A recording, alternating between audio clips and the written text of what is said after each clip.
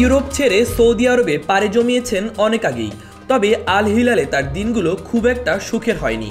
বেশিরভাগ সময়ই ইনজুরির কারণে নেইমারকে থাকতে হয়েছে মাঠের বাইরে। এভাবেই আল হিলালে তার চুক্তির দিন ফুরিয়ে আসছে। সৌদি ক্লাবটির সঙ্গে তার চুক্তি ফুরাবে আগামী বছরের জুনে। এবার সৌদির পাট চুকিয়ে নেইমার ফিরবেন নিজ দেশ ব্রাজিলের কোনো ক্লাবে।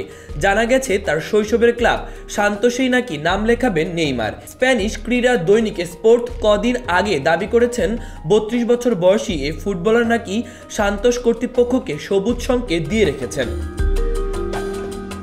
নেইমারের বিষয়ে 60 বছর বয়সী পালমেইরাসের নারী সভাপতি বলেছেন, আমি এমন একজন খেলোয়াড়ের পেছনে অর্থ ঢালতে চাই যে সঠিক পথে আসতে পারে। যদি কোচ সিদ্ধান্ত নেয় সে আগামীকালই আসতে পারে। পালমেইরাস একটা মেডিকেল ডিপার্টমেন্ট নয়, এমন খেলোয়াড়ের সঙ্গে চুক্তি করতে আগ্রহী নই যে পালমেইরাসের হয়ে সঙ্গে সঙ্গে খেলতে না পারে।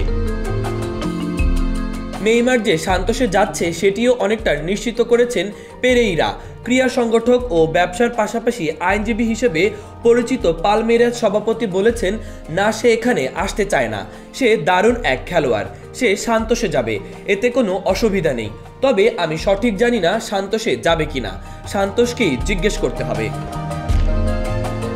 চোট কাটিয়ে দীর্ঘ 1 বছর পর সম্প্রতি মাঠে ফিরলেন নেইমার, কিন্তু ফিরতে না ফিরতেই আবার 1 মাসের জন্য মাঠের বাইরে ছিটকে যান তিনি।